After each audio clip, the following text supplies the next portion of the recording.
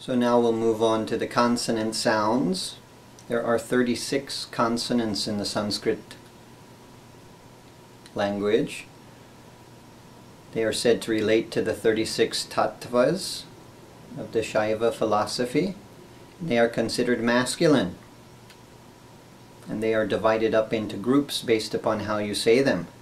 The first group is the guttural consonants, and we have 5 of those. Guttural sounds are made from the back of the throat using the back of the tongue. An example would be ka, ka. And so our 5 guttural consonants are ka, and then an aspirated ka, ka. All these aspirated sounds we don't have in English.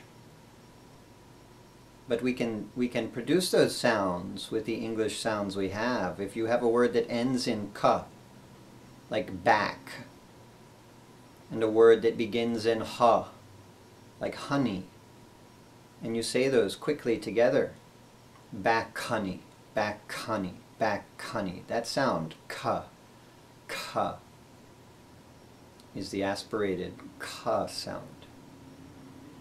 As Americans, as we try to see these, because we don't usually see a ka followed immediately by a ha, we'll try to say it as 2 syllables. We'll say kaha, and that's wrong. We want to watch for that and make sure that we're saying ka. It takes a little practice to do this, but with practice it's very easy because we have these sounds in the English language. So the next would be ga, and then the aspirated ga. And then we have our first of 4 N letters. In Hindi these are not all differentiated in the writing all the time, but the sounds are there. So the first one is nga, nga, as in the English word sing, or the Sanskrit word shankara. Shankara is a name for God. And so then we have our group of palatal consonants.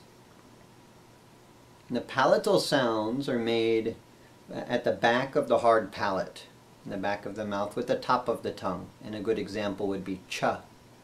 It's not made as far back in the throat as the guttural sounds. Cha. Or we have aspirated cha.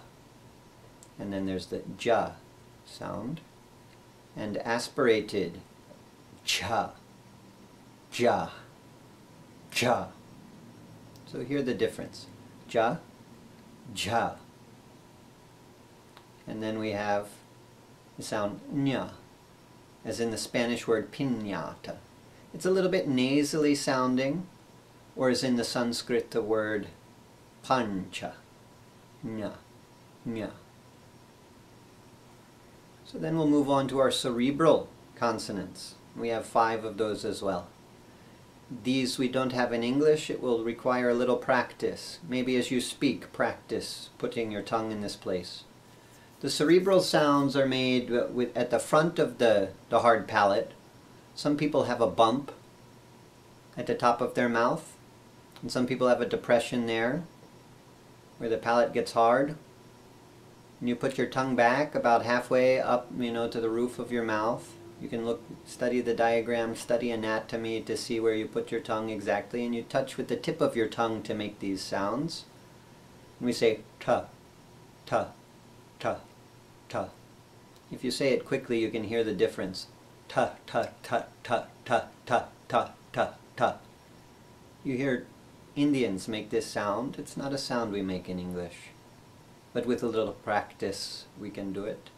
So there's ta, and aspirated ta, and there's da, and aspirated da, da, da, da, da. And then we have one cerebral na, as in the Sanskrit word Ganesha, Ganesha. And then we have the dental consonants. There's 5 of these also. The dental consonants are made a little different than English also by touching the tip of the tongue to the teeth. Ta, ta. It's a softer sound in English. In English we touch just above the top teeth. We say ta. And it sounds a little harder, and these are softer. Ta, ta, So we have ta, aspirated, ta, and we have da, and aspirated, dha, and then na, as in the Sanskrit word nava, meaning 9.